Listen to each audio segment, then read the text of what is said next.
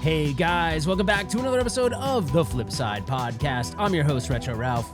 We are here for almost episode 50. I want to say Happy New Year to everybody. This is New Year's Day, the day you're listening to this right now. I hope everyone had an amazing Christmas and everyone had a great and safe Happy New Year.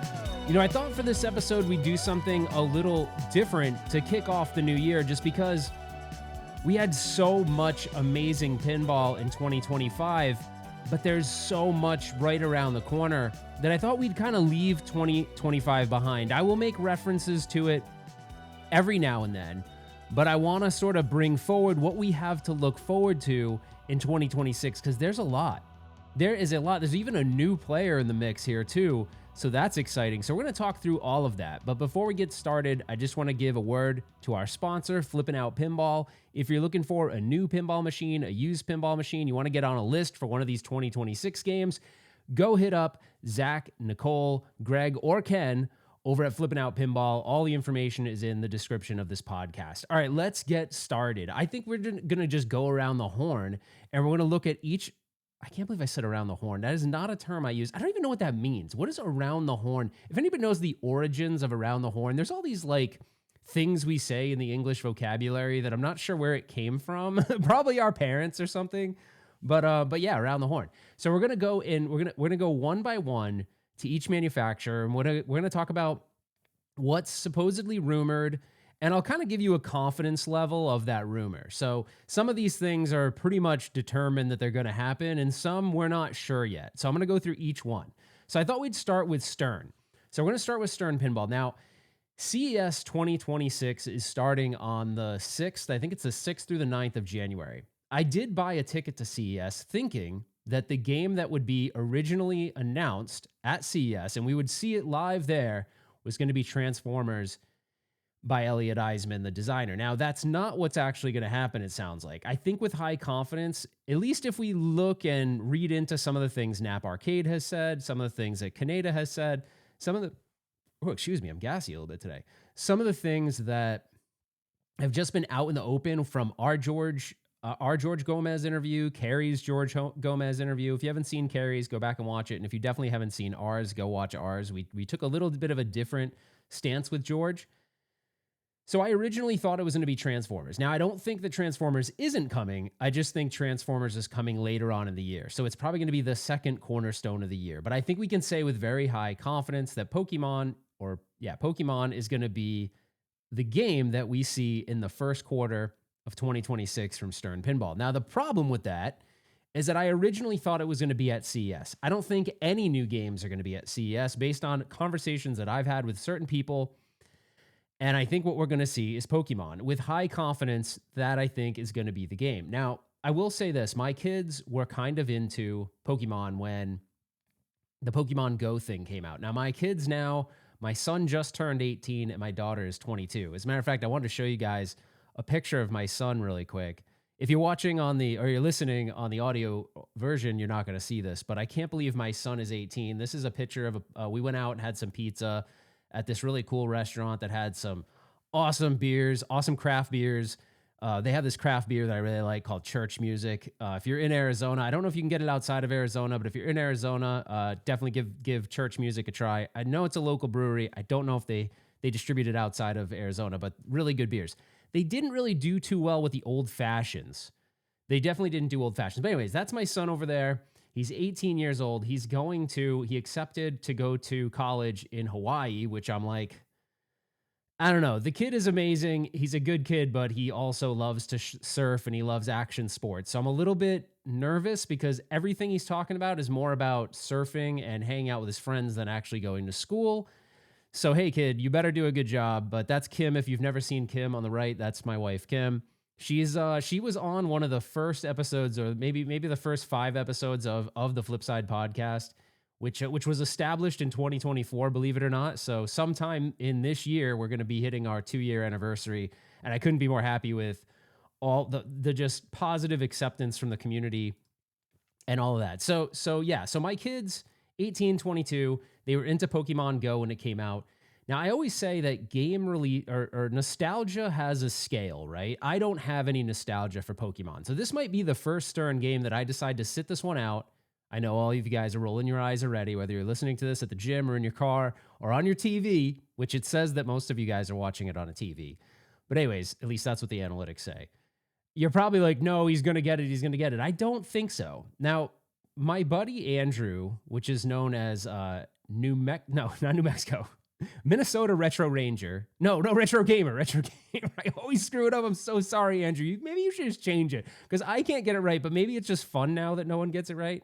He's wicked into Pokemon, so he's very excited. See, I'm not, so this is just not something I'm overly excited about. Now, that could totally change if the game just shoots amazingly well and has some crazy awesome shots. I like the way games play, but I'll tell you right now, when I'm looking at games, I evaluate everything, right? The theme, the music, the callouts, the way the layout and design is, the way the code is developed. So I still don't think I'm going to buy this one, but I do know there's a large demographic of people that are very interested in this title. It's one of the largest IPs in the world. So I do think this is going to be a success for Stern, but it's just not one that tugs on my heartstrings.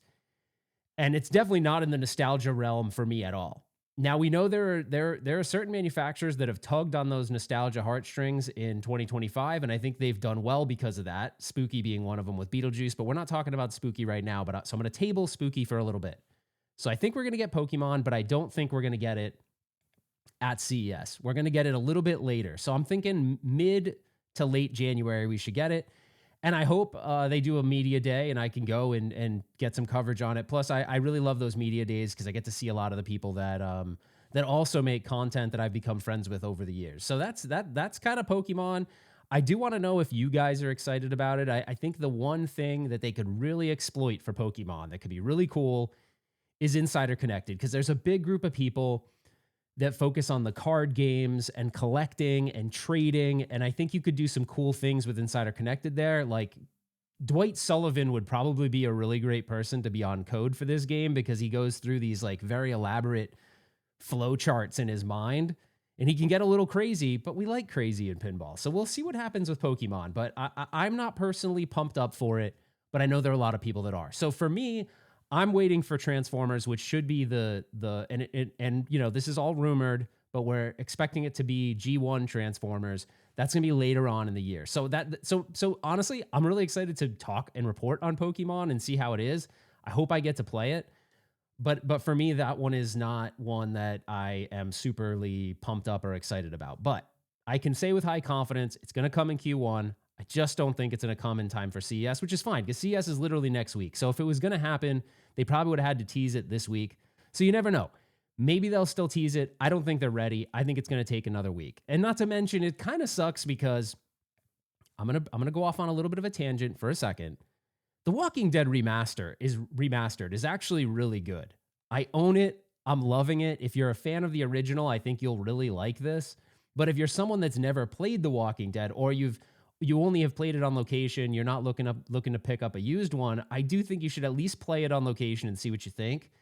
And then what I would also say to do is go watch our live stream we did with Serge from Electric Bat. Kale, Rachel, Serge, and Rudy were at my house. And Serge did probably one of the best breakdowns to get you started playing that game and understanding the code and rules that Lyman Sheets put out there. So we'll table that. So what's next after that? So if Pokemon is Q1 and Transformers is Q3, then we can probably say with medium certainty that Fallout is going to be their Q3 release. Now, I have not watched the Fallout TV series. I have played the games, or some of them. I think I played the original one. I think there's several games. I only played the original. I have a hard time with modern gaming. I just don't. I don't know. I'm a retro gamer when it comes to the video side of the house. So it's mainly because it gets too complex for me, which is funny because pinball is complex, but you're using two fingers, two flippers to operate a pinball machine. It gets a lot more complex when you have like a million buttons on a controller. I don't know. Modern gaming has never really been something that I've been all that good with. And plus I really deep dive into a hobby and I'm deep into pinball. I don't think the amount of free time I put into pinball, I could also put into playing video games on my TV too. So we'll see. Maybe. I mean, Kale and Jamie are always playing Call of Duty, and I feel left out. But I feel like I'm not good at those games, so they'd probably like be like, "Hey, kid, scram, like beat it. You're no good." So before we wrap up Stern, the only other thing is there's a Vault game that's coming, or maybe not a Vault, but another remastered. If they stay on this idea of remastering games. Now, I think that this is probably all solidified. The roadmap's probably already done. It's been done for a while. So I wouldn't be surprised if this is the game that comes out. I'm not excited at all for this if this is the one that comes out. If it's AC/DC like they're saying, sure, I like AC/DC as a band, but I just don't want an AC/DC game. So this is going to be another one that I will definitely stay on the sidelines. I wish they would consider being a little bit more, I don't know, going into a little bit more of what people probably want from these remasters. Like, I think Tron would be a brilliant game to remaster, and I think people genuinely like that game.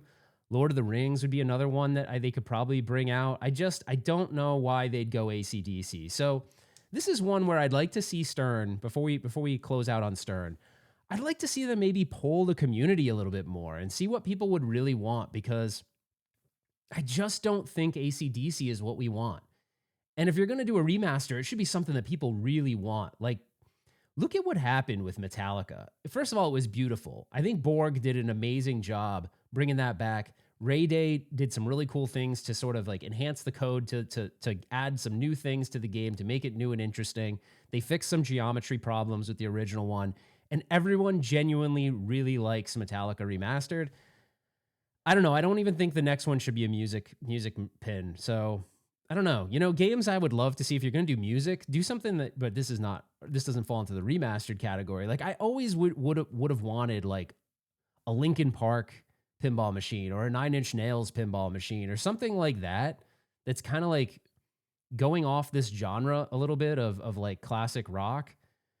I also think it'd be really cool to do like, I know this has been tossed around before and I don't know why, but like some kind of hip hop pinball machine. Like, imagine like a Death Row Records pinball machine or something like that. Like, let's break the mold of the rock only genre for pinball machines. But, I think that'd be getting a little bit into the risk territory, but let's take more risks, Stern, I mean, but I like the lineup for the most part. Like, I think Transformers is going to be cool. I think Fallout's going to be cool.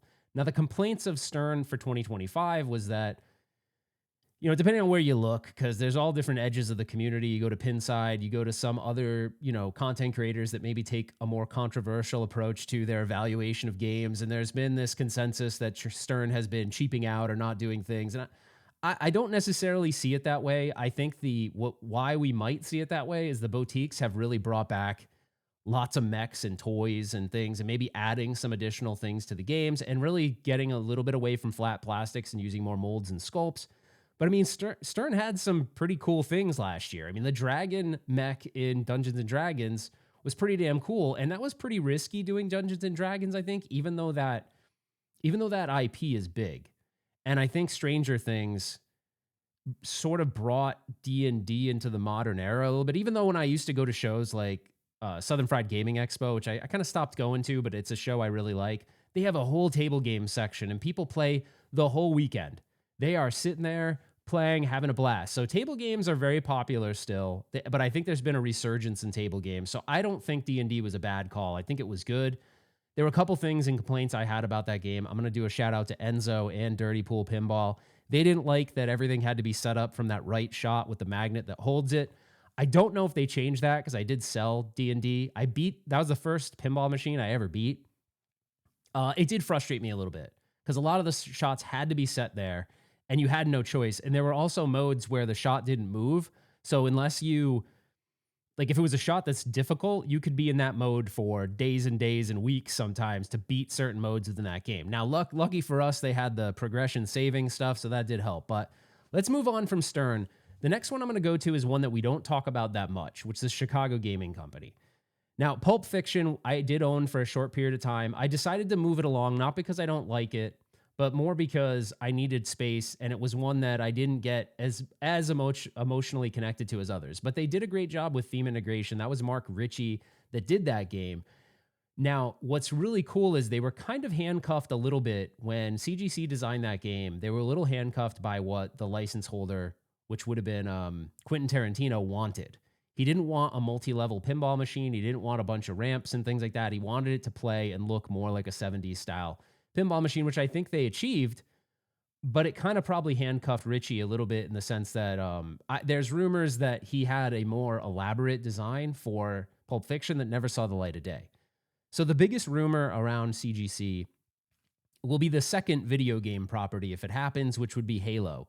There's no confirmation of Halo, but it's been talked about. It makes sense because Play Mechanics plays a role here. Play Mechanics does the software end of CGC's pinball machines. Play Mechanics has a gigantic, they're a gigantic license holder of Microsoft's Halo, and they have the Firestorm Team Raven or whatever it's called. I've covered it on the Retro Ralph YouTube channel. Every year I go to a show out in Vegas called Amusement Expo International. Mason and we go together. It's a video I really enjoy doing because it keeps my toe in the arcade waters. More the new stuff, like the new. I'm always fascinated by the new arcade games that come out because arcade gaming is still a big part of my life. I just don't, restore cabinets anymore or really want my house being consumed with tons of old arcade games and repairing them. I might at one day go back to it. Not go back to it meaning leaving pinball, but I might, if I had more space one day. Problem is my garage now looks amazing. It's nice and clean in there, and I don't know if I want to, I don't know if I want to like mess it all up again and get back into that kind of thing. So I am having so much fun because I'm playing games versus restoring them as the majority of my time spent. So Halo is one that I don't know like where Halo lies in like the popularity right now, because the last Halo game I think came out a while ago now. I think it came out when the Xbox Series X launched. I might be wrong on that. I did play a little bit of it, but I got stuck in one area. I literally couldn't figure out what to do. I probably should have given it more time, but I do like the original Halo. When I got my first apartment, living by myself, I had an original Xbox, and I used to play Halo all the time with my buddy at that time. So Halo is a big one for me, and it was a launch title for Xbox that really I thought brought a lot to the table, and it had some ambiance to it that was really cool. I think the theme music is cool. I do think they could do some really cool things with Halo. So I'm kind of excited, and this would be one that Mark Ritchie could probably have a field day with. He could probably do whatever he wants. And I think, obviously license holders do hold some semblance of control when it comes to what you can do. But I think because Play Mechanics has done so much with Microsoft and building arcade games that there's probably a lot of trust there. So I do think that's going to be a cool one. Should that be accurate? But I'd say I'd put that one at a high confidence level. I do think that we're probably going to see it. Will we see it at TPF? I don't think so. We probably will see it around. We could. I don't know. And I am going to go to TPF. Jamie and I are going to go to TPF. I'm trying to get Kale to go, but I don't know. He's really busy at the arcade with Rachel, so I don't know if they're going to make it. But if it does hit TPF, that's going to be pretty cool. So, but I would imagine TPF time frame would probably be, let's see, TPF is in March. January, February, March. So that'd probably be Pokemon still. I don't know if Transformers would be ready by then. So we'll see. So they could be Transformers, but I'm excited for CGC. I think that's cool. So far we've got some pretty big like banger titles that are going to hit in 2026. And we're just talking about the larger companies right now. Now let's go to a boutique manufacturer, Spooky, right? Spooky totally knocked it out of the park when it came to Beetlejuice. Now, no one's really played it. Like a very small subset of people have played it. I've seen gameplay videos. It looks amazing. Now, Spooky's been one that came off this giant hit with Evil Dead. And Evil Dead, what's funny about Spooky is that I don't have the historicals. I wasn't in the hobby when Spooky first came out. Although it's funny because I was in a pinball tournament forever ago. This was when I was like on the cusp of getting into pinball. And I played America's Most Haunted, which I think was Spooky's first game, or Spooky's first official game they built. And I hated it. But but hey, the funny thing is I've revisited that game at Barrels of Fun because I have it in their lobby or in their little like office space area. And I kind of enjoyed it a little bit more there, but it's probably because I was so bad at pinball at that time that it was really difficult. And then they had one of those white, like almost, I don't know what material those balls are made out of, but it's like that. They call it something when they throw those balls in a game, but they play way different than the regular ball. So not only was the game hard for me, but it was even harder because of that ball. So what's spooky got around the corner? So Beetlejuice, like literally Beetlejuices are probably going to be being made this month. So Beetlejuice is going to start production. They already started a bunch of them. Nap Arcade had like a photo he put on the internet that had on his blog site that had a lineup of Beetlejuices. So they're being made, but they're going to probably really ramp up production in January. And they did awesome with that. So that's the game they currently have. And then Spooky doesn't release their next game till later in the year. So people are going to be getting their Beetlejuices. We're going to hear lots of feedback. I'm going to get mine. I'm going to stream it. So that's one where I really would love Surge to come. And he probably already knows the rules, which is so crazy. So what's next for Spooky? Because we're talking about moving forward, not moving back. But it seems weird because Beetlejuices are not even in people's homes yet. And we're talking about the next game. This one, if it happens, I'd say this is medium confidence level. If this happens, I am going to be all over this, and this will be an instant buy for me, which is Goonies. That movie was something that was such a core part of my childhood. My sister and I used to watch it over and over and over again. There's so many cool elements of that. Like imagine a mode where, remember when they're trying to play the piano and the ground is falling underneath them? Like the piano keys could be shots, and if you miss the shot, the ground breaks underneath you just like it did. And I can't think of a better company to make Goonies than Spooky. And I got to think because of the theme of, I don't know, just Goonies seems so on brand for Spooky Pinball. And I just know they would do it justice. So that's what we have to look forward to. If that's accurate, I don't know. That's speculative based on a lot of, data that's been out there. But then you had weird things like, if you guys remember, Barrels of Fun, when we were out for the Twippies out at the Wormhole in Houston, we went to Barrels of Fun. It was part of the festivities of the Twippies, and they were hiding. I don't know if it was Colin doing it or if it was Barrels of Fun doing it, but they were hiding pieces that were teasing people that it was basically going to be Goonies as the next game, but we found out later it was Dune. So I don't know. What do you guys think? I'd love to know. I really want the comments section to be active here because these are all, some of this is speculative and some of it's high confidence, some of it's medium confidence. Would you want Spooky to do Goonies as the next game? To me, I would. I would. But hold on to Goonies because there's going to be something kind of interesting when we get to some of the other manufacturers because I think there's some conflicting information as to sort of what we might get from Barrels. So we'll talk about Barrels in a minute, but the next one I wanted to jump to is Jersey Jack. Now, because I said I didn't want to look backwards in time, but I do want to mention this because it was one of my highlights of 2025. I was so grateful and so excited and it was just such a cool experience for me to work on my first featurette, which was Harry Potter. There was so much that went into Harry Potter, and I got to really get to know. I had met Eric Minier in the past, but I never really got to spend a good amount of time with him. And that was something that I worked on a project with Mason, and Mason and I, we've done big projects. We've done big, longer scale productions, but nothing like a featurette and we're holding ourselves to this high production value standard that we've kind of put out there. And it was one of my highlights, even though Ken Cromwell was leaving, he was basically leaving Jersey Jack at that time. But he was so awesome to work with. Debbie, one of the producers over there, was awesome to work with. Joe Katz was such a nice guy to work with. Their mechanical engineer, I can't remember his name right now, but he was so great. Steve Ritchie walked in a couple times, and I made him say, what did I make him say? Oh, I made him say, "You weak, pathetic fool." So that was pretty cool, even though he's like, he was so excited. I'm like, dude, do a voice for me. So anyways, that whole team was awesome over there. Everyone, Jack, working with Alex over at Alex, who does their social media stuff, Alex Manning, he was awesome to work with. So it was just a lot of fun. But what's the look forward for Jersey Jack? Well, the look forward for Jersey Jack, and I can say this with high confidence, is Sonic the Hedgehog. And it's not going to be based on the movies. It's going to be based on the video game. And I can't think of a better property for pinball, or one of the top properties for pinball, than Sonic the Hedgehog.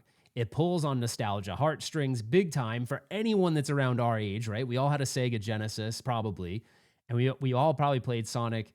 I don't know about the later Sonic games, but I played the crap out of Sonic 1, 2, and 3. And so I'm super excited. And that's going to be Steve Ritchie.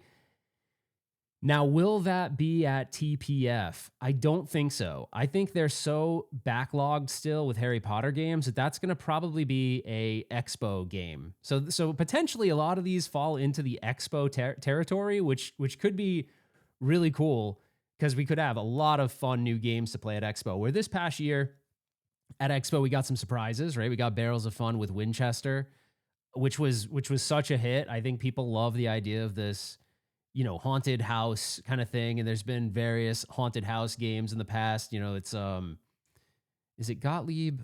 I think it's Gottlieb with haunted house. There's just games with anything haunted seems to be something that hits really well with the pinball community. And so they knocked it out of the park with that. So Jersey Jack, we have a lot to look forward to. It's Steve Ritchie. Sonic is fast. His designs are fast. So I can't think of a better person to be put on it. And they're riding the high off of Harry Potter, right? I think Harry Potter was like the game that broke it down for them finally. It's a fun shooter. The code still has complexities to it, but once you get past that, it's a very, very fun game to shoot. And I want to break off real quick. We're still going to hang and we're going to wrap up Jersey Jack, but Christmas is over now. I had the family here. I want to play this little clip of this is my family on Christmas. And everyone was like, we were getting ready to eat, actually. It was like right before, and I cook on Christmas, so it's stressful for me. I cook my kids call them my famous meatballs. I cook my Sunday sauce or gravy. If you're Jamie Burchell, you said I'm not a real Italian because I said sauce and not gravy. Well, but here's the thing. So I have a guy who's Puerto Rican telling an Italian guy that he's not Italian. I'm like, Jamie, you're Puerto Rican. What the hell do you know about being Italian? So anyways, but he is from New York, so he's got that connection. So whatever. Anyways, my sister was very offended by this. She's like, we're Italian? What are you talking about? We're 100% Italian. I know. Jamie doesn't think we're Italian. And my sister got upset, but she's not my sister's very similar personality type to me. We're happy people for the most of the time. So her version of upset and my version of upset to some people probably wouldn't be that upset, but she was like, you like this Jamie guy? I was like, yeah, we're good friends. So anyway, Jamie, whatever, I'm Italian. So, hey, I'm going to play this clip really quick because I'm going to break off a little bit. So we're kind of, I know people have said, not people, one person said on my last podcast, I broke off into side quests too often. Well, sorry, that's just how I operate sometimes. So we're going on a side quest to rewind a little bit to Christmas. I want to show you some of my family enjoying the pinball machines. So that's my sister-in-law. She was playing Harry Potter, but she really liked Jaws.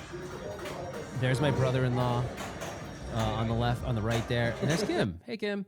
So I will say it's very cool to get the perspective of a non-pinball player. So I'm going to break off and I'm going to tell you the games they liked the most. So the games that got the most play were Harry Potter, The Walking Dead Remastered, and what was the other one? And Jaws. Those are the ones that got the most play. Now, my brother-in-law, I was interested in getting his perspective the most because, the other game, the fourth game that got the most play was Predator. Now, keep in mind, Harry Potter, my sister is really into Harry Potter, so she was like all about it. My brother-in-law is really into Harry Potter, so they have some emotional connection to Harry Potter. So it was the first one they went to. Now, Predator, my brother-in-law is around the same age as me. He loved Predator because of the theme, but he also thought the game was really fun to play, and he felt like he was in that jungle world.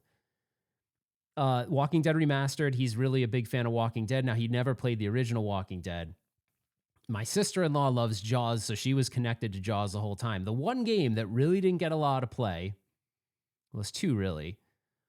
One was Fall of the Empire by Stern, and I think the reason why, well, I'm going on their reason. So they said, look, I love it, the theme, like it's Star Wars, that's for sure when we plunge the ball, but my brother-in-law specifically said, I feel like I'm struggling to do something. And I do think I want to retract something I said in 2025. I said the game was approachable.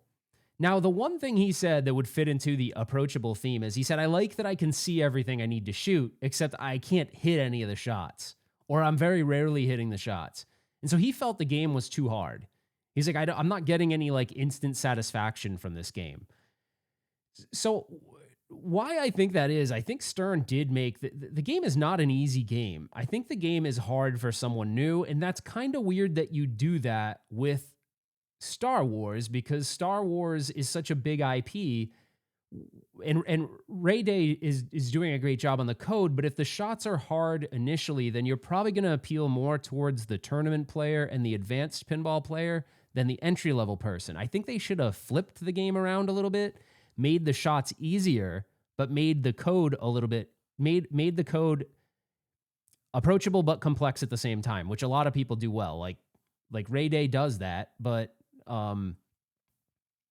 here it's almost like even if the code is amazing for a beginner player, they might struggle with that game.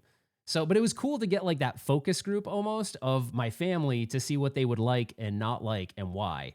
My brother-in-law also likes Metallica a lot because I tell him like, hit the snake, hit Sparky, you know, so he knows what to do. And I told him like instantly and he got it. Where it was hard for me to tell him, the only thing I could really tell him that would be a simple shot on Star Wars was the center hyperspace ramp. So that was it. So anyways, we'll bounce back out. That was my side quest. It was very interesting getting their perspective though. And I definitely have changed my tune a little bit on Fall of the Empire. I like Fall of the Empire, but I do agree with my brother-in-law that it's not a very easy game to pick up and play. Evil Dead did get a little bit of play too. And everyone's like, dude, the shaker, like they were into like the elements they put into it. They liked the idea that you could go into the basement. So my wife's cousin was the one that was into Evil Dead the most, but he grew up watching it and he really loved he said, oh my gosh, I feel like I'm playing the movie. So that just like, that to me is if someone feels like they're playing the movie, then I think you won. Like you achieved what you wanted to achieve. So closing it out on going back off our side quest, going back into Jersey Jack, I think that Sonic is going to be another big hit for them. So I love seeing Jersey Jack succeed because I think there's been a little bit of like, they released some games that I don't know whose heartstrings they were pulling on. Like I think Godfather, I don't have enough time on Godfather, but the couple times I've played it, I wasn't like ready to revisit it. I wasn't like, oh my gosh, I can't wait to play Godfather again. So I do like Toy Story, despite the fact that it gets beat up on for being Toy Story 4. I do think that game's kind of fun. And I love the original Wizard of Oz they did. I think it's good. But, you know, the one thing that I think helped Jersey Jack a lot was that they made some changes to the capacitors on the I/O board that really brought the flipper strength up. And they feel more snappy. And I think that was something that was a common complaint on Jersey Jack machines. Like, I don't feel the same way as I do on a Stern game. Like, Stern games just have a certain feel to them where the flipper power just feels high. It feels snappy and responsive. And I think Jersey Jack's always felt a little flat. So with, I think they changed it in Avatar. It might have been one game before Avatar. I can't remember. But yeah, so I think them going into this huge success of Harry Potter, I think Jersey Jack is going to be on another winner with Sonic the Hedgehog. And I can't imagine a better property to pull on all of our nostalgic heartstrings. I think that's how you get people, man. You got to get hit on the nostalgia. And I don't know a better title that they could be working on right now but Sonic the Hedgehog. And I can say that with pretty much 100% certainty. We all think that's the game that they're working on. So let's move on to some of the smaller pinball manufacturers. So Dutch Pinball is coming with Back to the Future. So that's going to be the game that we see from them. They are doing a game in between, which I think is Raza. I think they're doing Raza before. Now, Raza, I talked to Jamie. Jamie played the original Raza, and he was like, it was always broken. And I don't know that he really even liked it, but also playing a game that isn't working isn't going to give you a good perspective on how good the game is. Not excited for Raza.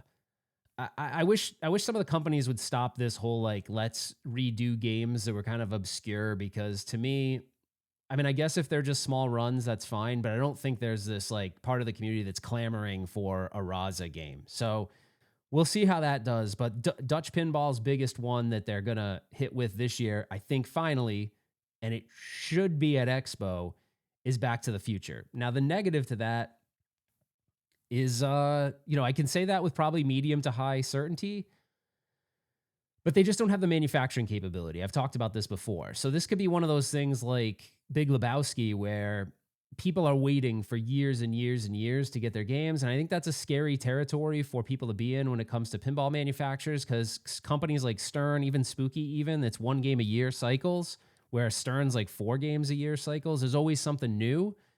And even if people really wanted Back to the Future, which I do, I think I'm going to end up not being able to get one. And that's unfortunate because that is one of my most beloved childhood movies. I watched Back to the Future.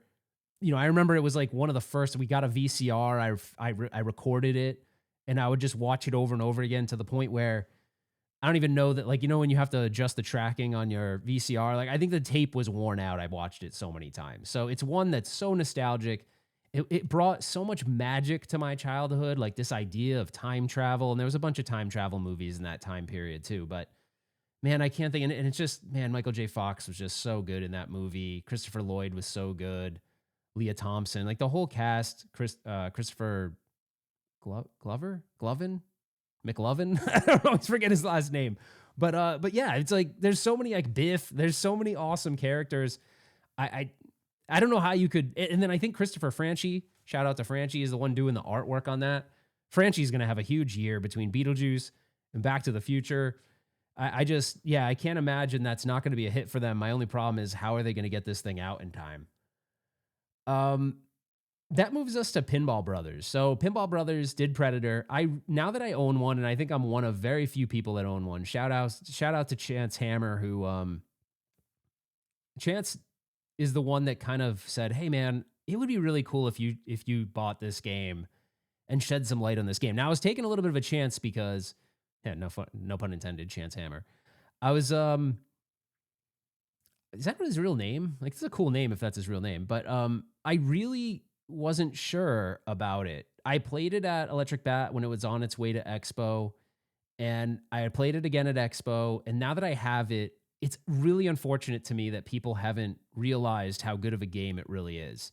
Yes, there's no Arnold.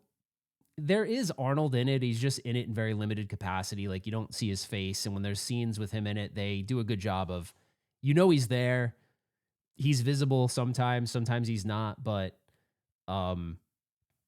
the game is tremendously fun. And so that's one where I hope that people catch on to the fact that it's fun and start to pick it up, because I think it could be one of those games where in the resale market with very few of them, if they sell them out, which I hope they do, it will be one of those ones that people are going to want to have in their collection. And I stand by it. I think it's really, really fun game. And I'm glad I was able to get one, but what's next for Pinball Brothers, I don't know. So that's one they're probably going to be working on their next game. They probably are right now. I don't know what it will be. I'm hearing that it's going to be another like 80s nostalgic type game, but I don't know exactly what that's going to be. So that'll be kind of interesting. So that brings us to our next company, which is Barrels of Fun.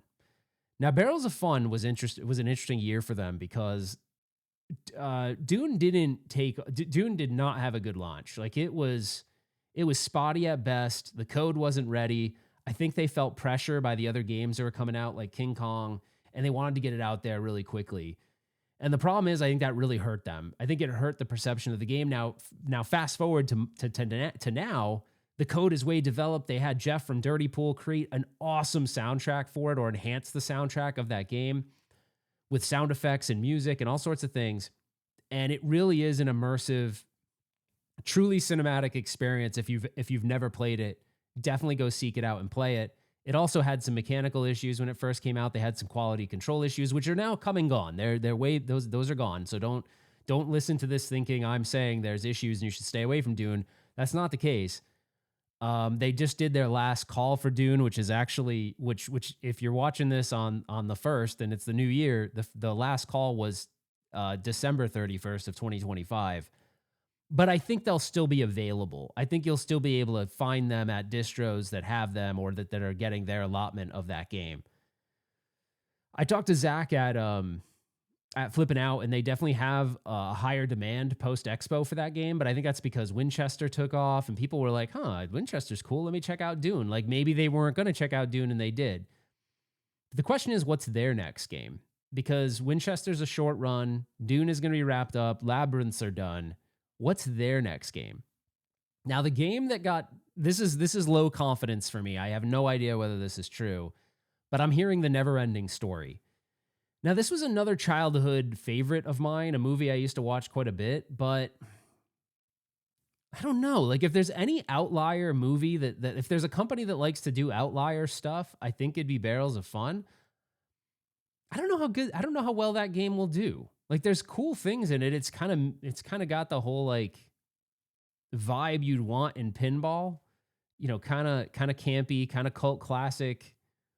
But I don't know. That one's one where I'm kind of scratching my head going, will that actually be successful or not? Now I was noodling around some crazy ideas in my head over the time I had off with work, and I'm like, what would be a cool game for them to do, because they like doing these outlier titles. And maybe you guys will think I'm nuts for this. I did do a Facebook post about it. The Last Dragon. Who's the Master Leroy? Like, dude, really? That would have you get the glow. Like, that would be a cool. And the music, the 80s music in The Last Dragon, if you could license it, would be amazing. So the current rumor we have, again, this is the beginning of the year, so this could change, but and they're very, very good at Barrels at keeping a tight lip. Extremely good at keeping a tight lip. So I don't know if this is accurate. It's just what we're hearing is the never-ending story. So we'll see where that goes. Turner Pinball, they had Merlin's, and the thing I'd like to say about Turner really quick is he does a lot of innovative things that I don't know have quite come to the forefront. Like, I don't think people realize the amount of engineering efforts that Chris Turner and the team over there have put into their games. Now, have they hit the nail on the head as far as themes? Like, do they have a theme that's with mass appeal? Not currently, right? Because I don't think Ninja Eclipse, it's an original IP. I don't think that really. It's a fun game to play, but it's not going to pull on this mass audience where you're going to sell thousands of them. Merlin's, you're not in that same category either. But the game is fun to play. But I think with some of the competition and some of these other like really nostalgic properties that people are getting, it would be nice to see Chris in 2026 release something that's a larger IP that we all, because I would say this, don't be afraid to dip your toe in the Turner Pinball water, because he makes a really good product. The thing is, I just don't think he's hit mass appeal on the theme yet.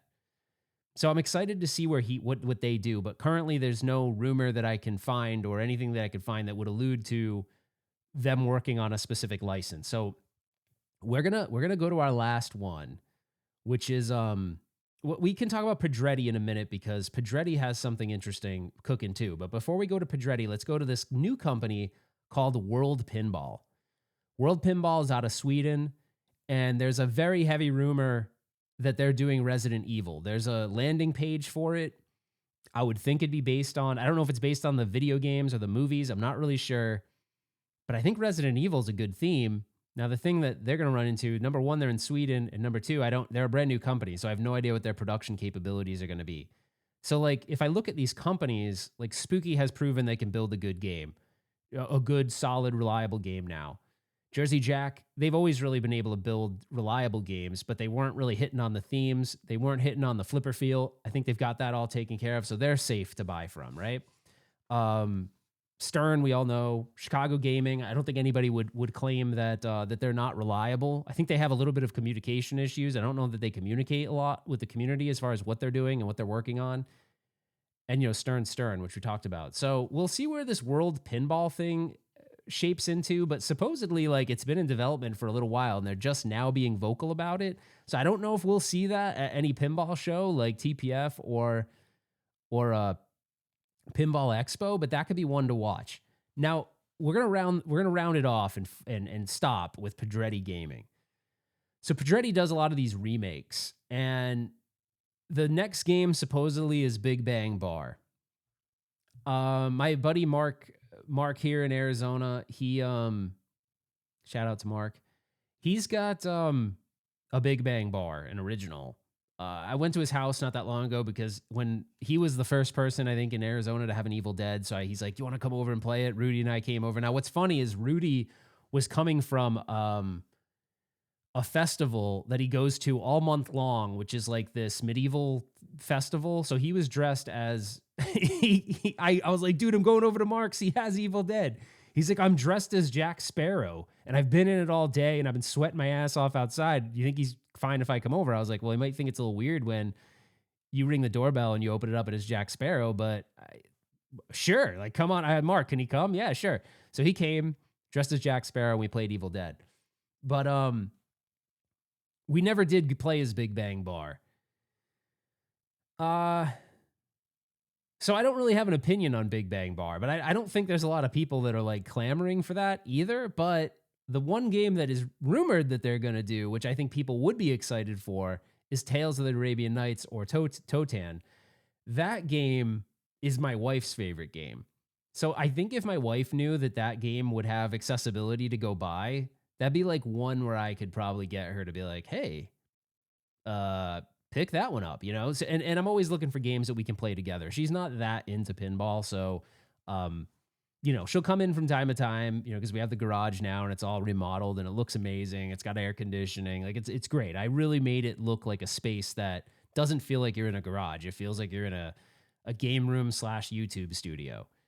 And she'll play like Harry Potter from time to time. It's funny because I put it on easy one time because it has the that game changer thing, and she like put up a billion score on Harry Potter. And at the time, I hadn't, not quite a billion. It was a little shy of a billion. And at the time, I don't know if they fixed this yet, but at the time there were not different scoring tables for easy, medium, and wizard or whatever it is. I think it's easy, medium, wizard, I think is what it is.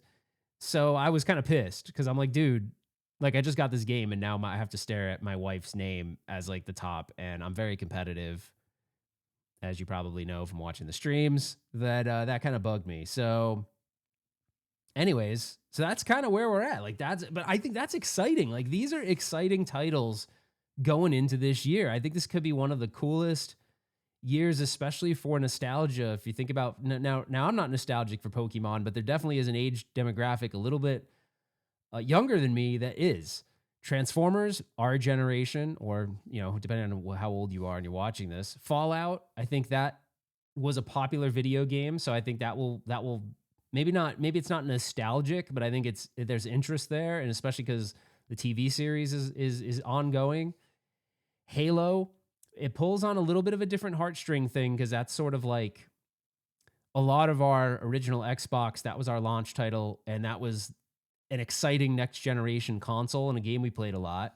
If Spooky does Beetlejuice, our core demographic, Dutch doing Back to the Future, Jersey Jack doing Sonic, it's like the year of nostalgia. And then you throw in like nostalgia for Tales of the Arabian Nights. You throw in, you know, I don't know what Pinball Brothers is doing, but supposedly it's another 80s property. You do something that's 80s from them. If it's the right one, that's cool. And then Resident Evil, I don't know, man. Like this is going to be a cool year for pinball. I thought 2025 was good though. I thought 2025 was good. I think there's a lot of games that got kind of shit on and they shouldn't have got shit on. I think King Kong did, and now a lot of people are realizing like, wow, Team Elwyn did a really good job on that game. I will say, I don't think King Kong is an appealing game to someone that's a beginner at pinball. I don't think that's the game I'd put him on, right? I just don't. I don't feel like I feel like it's a little bit of a complex shooter. The one thing that was kind of interesting that I observed also during Christmas when my family was playing, games with more than 2 flippers, I had to like literally explain that flipper was there, show them how to use that flipper, and then they got it. But it wasn't like instant. They gravitated toward like 2 flipper games, and I get that because it's you know, 2 buttons, 2 flippers. It's simple for someone to pick up and start, where I think Kong really leans toward the more advanced player. I really do. And but it's an awesome game, and that one got kind of crapped on. Predator kind of got crapped on. Dune initially got crapped on, but now people are really picking up Dunes.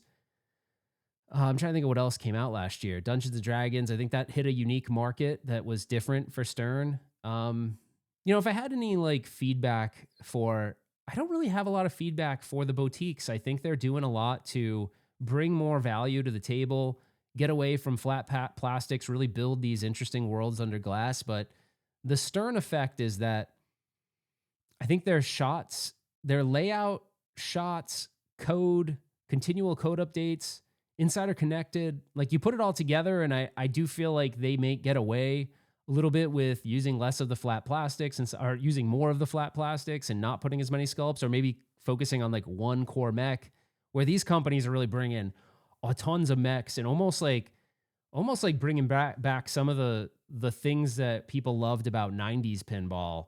So it's going to be interesting to see if like the community as a whole has really gravitated toward that to the point where it affects Stern sales.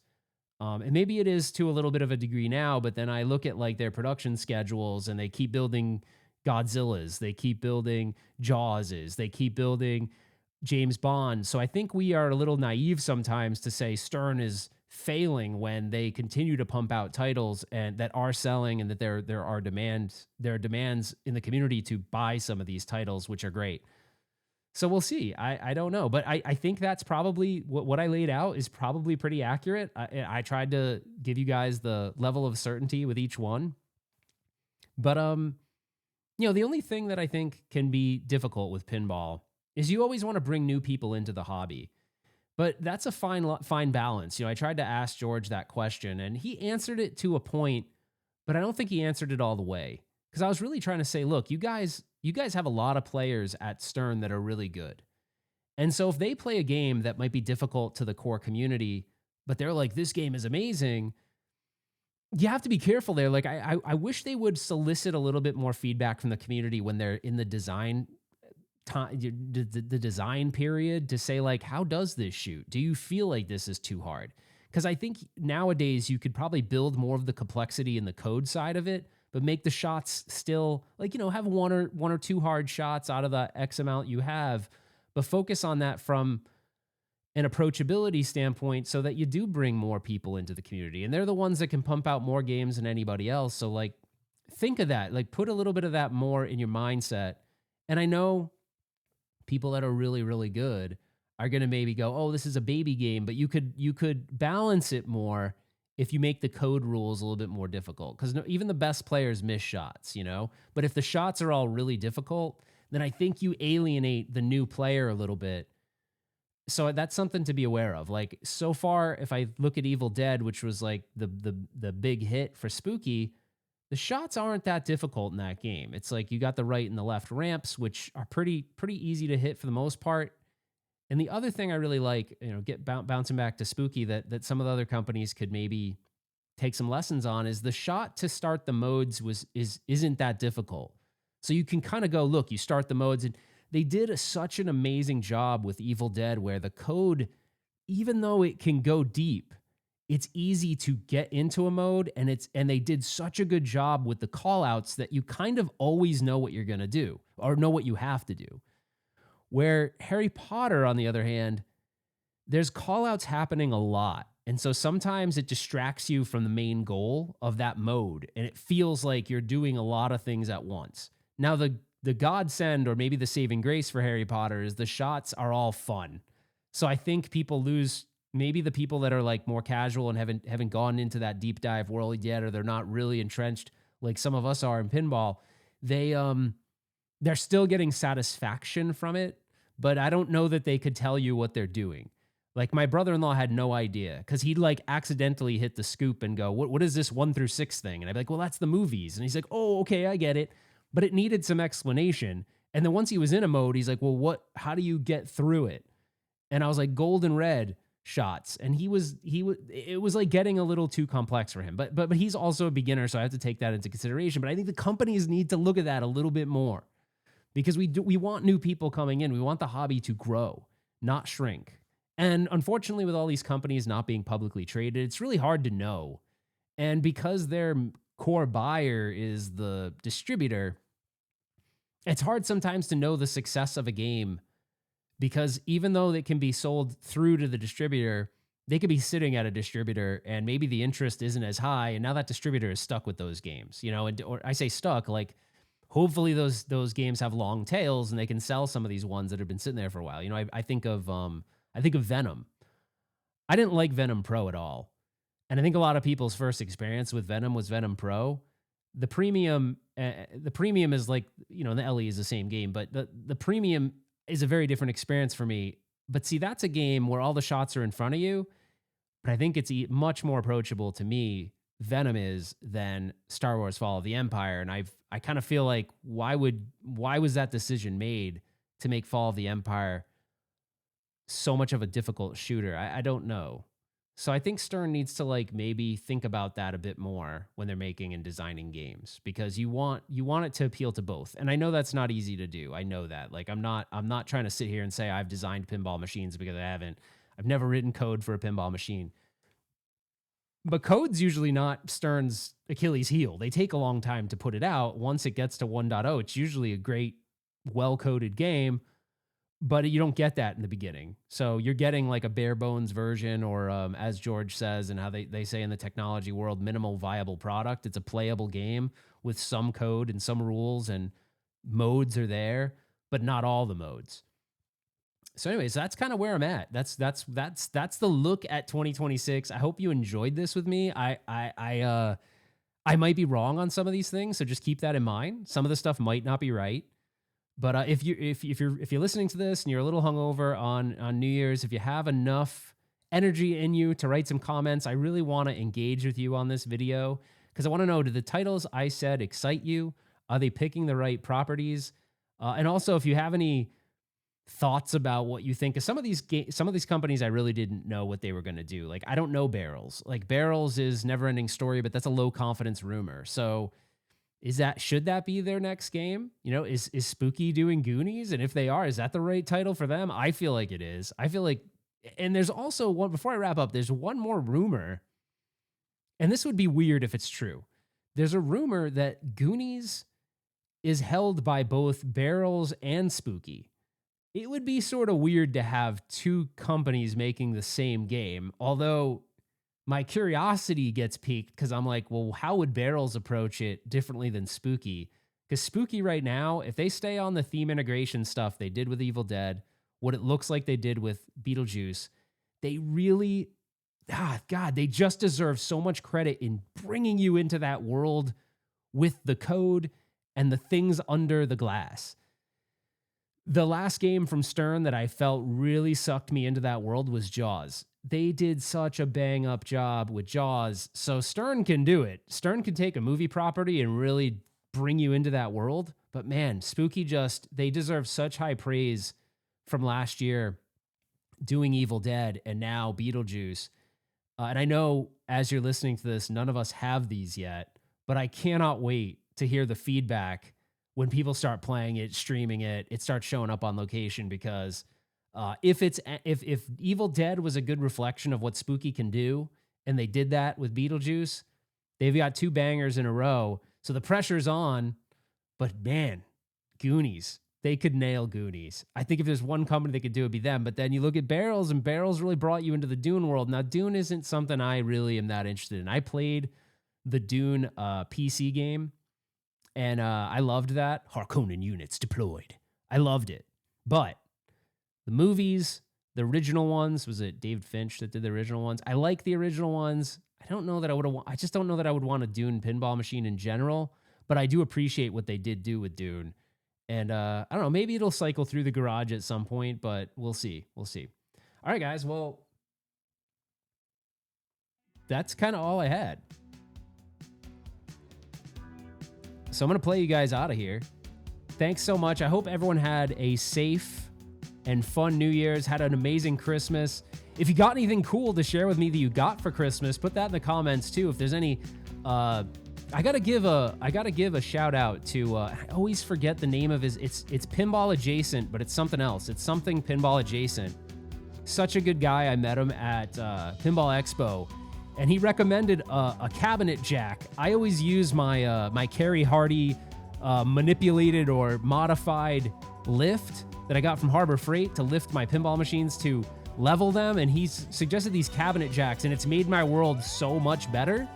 So thank you for that if you end up listening to this, and shout out to you. And it's something Pinball Adjacent. I don't know why I can't remember exactly what it is, but yeah, check him out. I'll put his information in the description of this video. But that's it, guys. Seems like we're going to have an awesome 2026 when it comes to pinball. I can't wait to read all your comments and respond to as many of them as I can. And that's it for now, guys. We will see you on the flip side. See you guys. Thank you for all the support.